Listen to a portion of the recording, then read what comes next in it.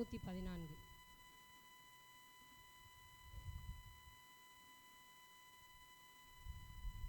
இஸ்ரவேல் எகிப்திலும் யாக்கோபின் குடும்பம் அந்நிய பாஷக்காரரான ஜனத்திலும் இருந்து புறப்பட்ட போது கடல் கண்டு விலகி ஓடிற்று. யோர்தான் பின்னிட்டு திரும்பினது. கடலே, நீ விலகி ஓடுகிறதற்கும் யோர்தானே, நீ பின்னிட்டு திரும்புகிறதற்கும்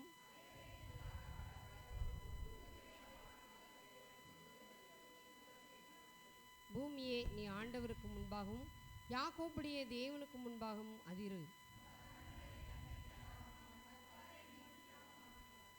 அல்லேலூயா.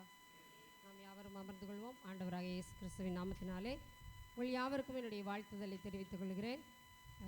இன்றைய சங்கீத பகுதியில் 8வது வசனத்தை நாம் தியானிக்கிறவர்களாய் காணப்படுகிறோம். 114:8 வாசிக்கலாம். அவர் கண்மலையை தண்ணீர் தடாகமாகவும் கற்பாறை நீரூற்றுகளாகவும் மாற்றுகிற தேவன். அல்லேலூயா. நம்முடைய தேவன் எப்படிப்பட்டவர்? மாற்றுகிற தேவன். அவன் சிருஷ்டிப்பின் தேவனாயிருந்தாலும் அவர் காரியங்களை எல்லாவற்றையும் மாற பண்ணுகிற தேவனாய் காணப்படுகிறார். அல்லேலூயா, அல்லேலூயா. இஸ்ரவேல் ஜனங்களுடைய அடிமைத்தனத்திலிருந்து இஸ்ரவேல் ஜனங்களை மீட்டு எடுத்து கொண்டு வந்தார். அல்லேலூயா. அப்படி கொண்டு வருகிற நேரத்தில் யாத்ராகமத்தின் புஸ்தகம் 15ஆம் அதிகாரத்தில் 23 வாசிக்கலாம். அங்கு ஒரு மாரா என்ற பகுதிக்கு வந்தோம்.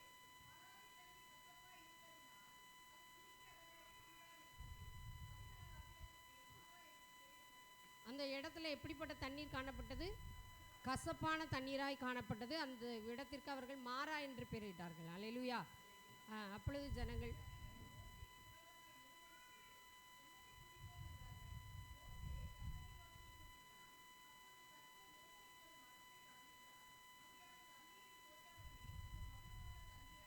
அல்லேலூயா. மரத்தை தண்ணீரில் போட்ட உடனே அது என்னவா மாறிற்று? மதுரமான தண்ணீராய் மாறிற்று. கசப்பான தண்ணீர் மதுரமான, அவ்வளோ லட்சக்கணக்கான ஜனங்கள் தண்ணீருக்கு என்ன பண்ணுறது அப்படின்னு சொல்லி என்ன பண்ணிட்டு இருந்தாங்க? ரொம்ப போராட்டத்தோடு இருந்தாங்க. மோசேக்கு விரோதமாய் முறுமுறுக்கவும் செஞ்சாங்க. அப்போ மோசே தேவனை நோக்கி பார்த்தபோது தேவன் என்ன பண்ணார்? அந்த கசந்த நீரை மதுரமாய் மாற பண்ணினார். அல்லேலூயா. நம்முடைய வாழ்க்கையிலும் கசப்பான அனுபவங்கள், கசப்பான காரியங்கள் காணப்பட்டால் தேவன் அதை மதுரமாய் மாற்ற வல்லவராய் இருக்கிறார். அல்லேலூயா, அல்லேலூயா. இரண்டாவதாக யோவான் எழுதின சுவிசேஷம் 2ஆம் அதிகாரத்தில் தண்ணீர் திராட்சை ரசமாய் மாறியது. அல்லேலூயா. தண்ணீர் எப்படிப்பட்டதாய் மாறியது? திராட்சை ரசமாய் மாறியது. யோவான் 2ஆம் அதிகாரம் எடுத்தவர்கள் வாசிக்கலாம்.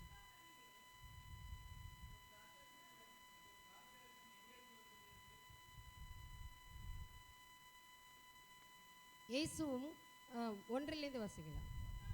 3ஆம் நாளிலே கலிலேயாவில் கானா ஊரிலே ஒரு கல்யாணம் நடந்தது.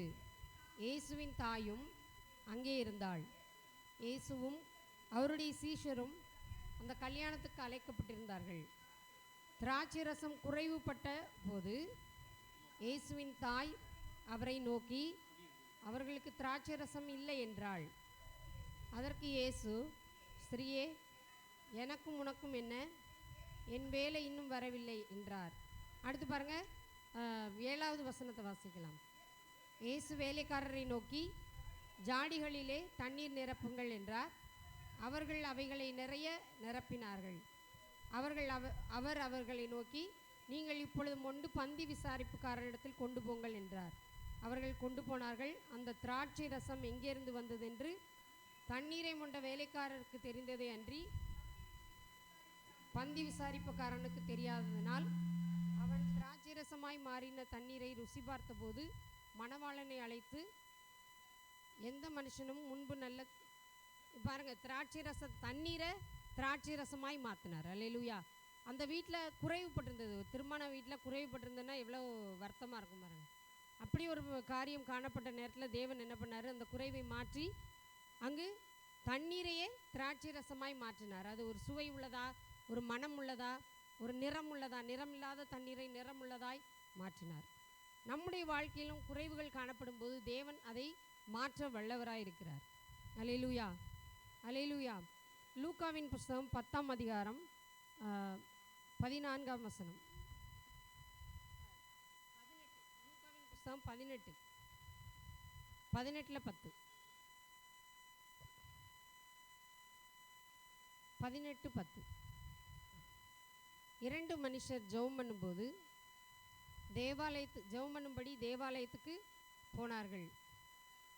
ஒருவன் பரிசேயன், மற்றவன் ஆயக்காரன். இந்த சம்பவம் எல்லாருக்குமே தெரியும். பரிசேயன் வெளியில் நின்று என்ன பரிசேயன் உள்ள நின்று ஆலயத்துக்குள்ளே நின்று என்ன செஞ்சான், நான் வந்து பரிகாரர் ஆயக்காரர் போல் இல்லை, நான் அப்படி உபவாசம் பண்ணேன், அதை பண்ணேன், இதை பண்ணேன்னு சொல்லி தன்னுடைய பிரஸ்தாபங்களே அவன் வந்து கூறுகிறவனாய் காணப்பட்டான். அல்லேலூயா.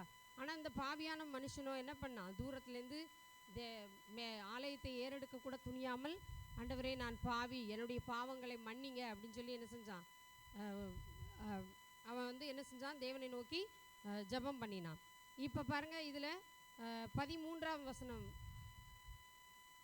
14 வாசிங்க. அவனல்ல, இவனே நீதிமானாக்கப்பட்டவனாய் தன் வீட்டுக்கு திரும்பி போனான். யார் நீதிமானாக்கப்பட்டவன்? இந்த ஆயக்காரன் தான் நீதிமானாய் மாறினான். ஏன் அப்படின்னா, ஏனெனில் தன்னை உயர்த்துகிறவன் எவனும் தாழ்த்தப்படுகிறான், தாழ்த்துகிறவன் எவனும் உயர்த்தப்படுகிறான். தேவனிடத்தில் யாரெல்லாம் அறிக்கை செய்கிறாங்களோ, தேவன் பாவியாக இருக்கிற மனுஷனையும் பரிசுத்தனாய் நீதிமானாய் மாற்ற வல்லவராய் இருக்கிறார். அல்லேலூயா, அல்லேலூயா, அல்லேலூயா. அவர் கசந்த வாழ்வை மதுரமாய் மாற்றுகிறவராய் இருக்கிறார். சாதாரண ஒன்றுமே இல்லாமல் குறைவுபட்டிருக்கிற ஒரு காரியங்களை அவர் நிறைவுள்ளதாய் மாற்ற வல்லவராய் இருக்கிறார். பாவியான மனுஷனை கூட என்ன செய்கிறார், அவர் நீதிமானாய் மாற்ற வல்லவராய் இருக்கிறார். பாருங்கள், லூக்காவின் புஸ்தகம் 23 வாசிக்க வேண்டாம். 2 கல்லர்கள் அவருடைய சிலுவை மரணத்தின் போது 2 கல்லர்களை என்ன செய்கிறாங்க, 2 பக்கத்துலேயும் இப்போ வச்சுருக்காங்க, அறைந்திருக்கிறாங்க. அப்போ அதில் ஒரு கல்லர் என்ன செய்கிறார், கடைசி நேரத்தில் மனம் மாறுகிறான். இந்த கல்லன் மனம் மாறினோடனே தேவனை உடனே அப்படியே விட்டுட்டாரா? இல்லை, அப்பயும் அந்த மனுஷனை என்ன செய்கிறார், நீதிமானாய் மாற்ற வல்லவராய் இருக்கிறார். அல்லேலூயா.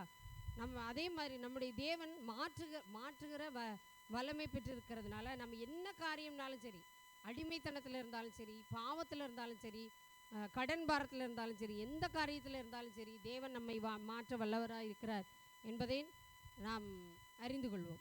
கர்த்தர் தாமே இந்த சிறு செய்தியை ஆசீர்வதிப்பாராக.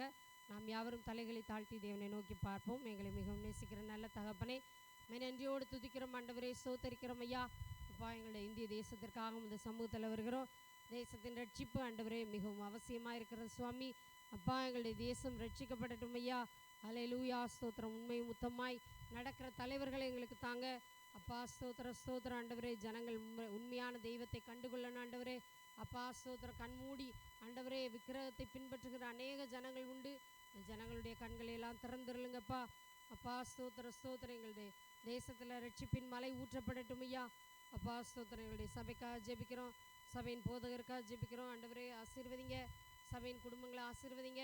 அப்பா, ஸ்தோத்திரம். தேவைகளை சந்திங்க, பெருக பண்ணுங்க சபைக்கு ஆண்டவரே. பக்கத்தில் இருக்கிற கிராமங்களில் இருந்தெல்லாம் ஆண்டவரே அநேக ஜனங்கள் சபைக்கு வர தேவன் உதவி செய்யுங்கப்பா. ரட்சிப்பின் மழையை இந்த பகுதிகளில் ஊற்றுங்கப்பா. எல்லா துதிகனமையும் எல்லாவற்றையும் ஒருவருக்கே செலுத்துகிறீர்கள். இயேசுவின் மூலம் ஜெபங்கள் ஜீவனுள்ள நல்ல பிதாவே.